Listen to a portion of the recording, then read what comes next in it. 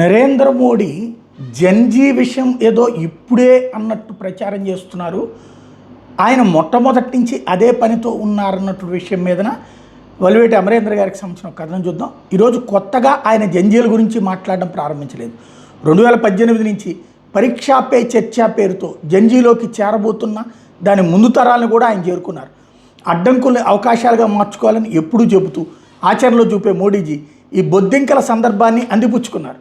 సుమారు 9 నెలల క్రితం భారత మహిళా క్రికెట్ టీం మోడీజీని కలిసిన సందర్భంలో టీం సభ్యురాలు హర్లీన్ కౌర్ డియోల్ ఆయన ముఖవర్చస్సు గురించి అడిగి ఆయన వ్యక్తిత్వ మహోన్నత స్థితిని ప్రపంచానికి స్వచ్ఛంగా వెల్లడించి ఇప్పటి జంజీ ఆయన లాంటి జీవనశైలి కోరుకుంటుందన్న వాస్తవాన్ని వ్యక్తం చేసింది.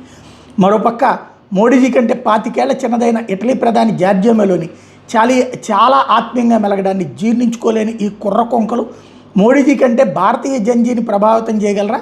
అంతటి శక్తియుక్తులు, స్వచ్ఛత, సమర్థత వాళ్ళకు ఉన్నాయా?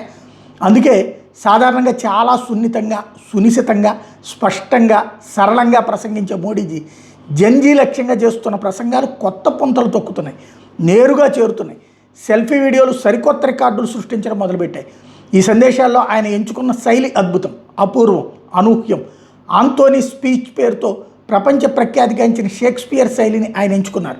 జూలియస్ సీజర్ హత్య చేయబడ్డాక అమాయకులైన దేశ ప్రజలను ఉద్దేశించి ఆంటోనీ పాత్ర ద్వారా షేక్స్పియర్ చేయించిన వ్యూహాత్మక ప్రసంగ శైలిని మోడీజీ ఎంచుకున్నారు. కేవలం ప్రచారంతో జూలియస్ సీజర్ని దుర్మార్గుడిగా చిత్రీకరించి చంపేసిన బ్రూటస్ సేనపైకి సీజర్ అంత్యక్రియలకు హాజరైన అతని ఆత్మీయుడు ఆంటోనీ తన వ్యూహాత్మక ప్రసంగంతో ప్రజలకు నిజానిజాలను తెలియజేసి వాళ్లలో ప్రశ్నలు రేకెత్తించి దానిలోంచి జనంలో పుట్టుకొచ్చిన పునరాలోచన, తాము వంచనకు గురయ్యామన్న ఖేదం, దానిలోంచి పుట్టుకొచ్చిన క్రోధాగ్నిలో దేశద్రోహుల వేట మొదలవుతుంది. మృగయా వినోదపు వంచనకు ఆటవిక న్యాయమే సరైనదన్న ప్రకృతి ధర్మం అమలవుతుంది. ఆ సమయంలో ద్రోహుల పేర్లున్న చిన్న లాంటి అమాయకులు కూడా బలైపోతారు.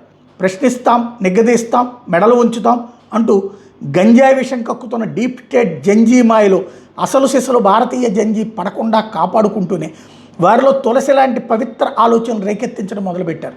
తాను ఇంతవరకు చేసుకొచ్చిన అభివృద్ధి ఫలాలను అందుకోవాల్సిన ఇప్పటి రాబోయే జంజీలను ఆయన చేరుతున్న తీరు బహుశా గత కొన్ని దశాబ్దాల్లో ఏ అంతర్జాతీయ నాయకుడు ఇలాంటి సొగసైన, మృదువైన, వినసొంపైన మాటలతో యువతరాన్ని చేరుకొని ఉండలేదనుకుంటా.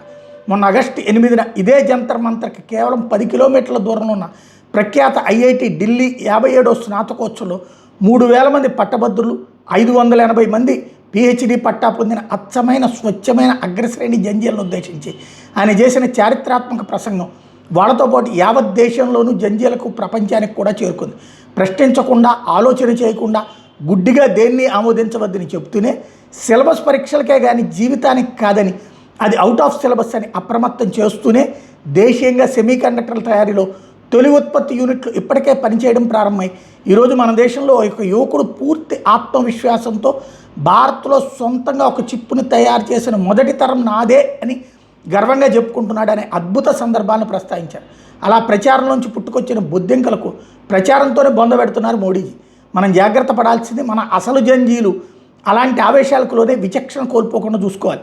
అన్ని రకాల బానిసత్వ భావనల నుండి జాతిని సంపూర్ణ విముక్తం చేసి 2047 నాటికి వికసిత భారత్ నిర్మాణం పూర్తి చేయబోతున్నారు మోడీజీ. ఎప్పుడు ఎవరి అంచనాలకు, ఊహలకి అందని మోడీజీ రేపు ఆగస్టు 15 నాడు ఎర్రకోటపై నుండి మరొక చారిత్రక ప్రసంగాన్ని చేయడానికి సిద్ధం కాబోతున్నారు. రాబోయే కొద్ది కాలం దేశానికి చాలా కీలకం కాబోతోంది.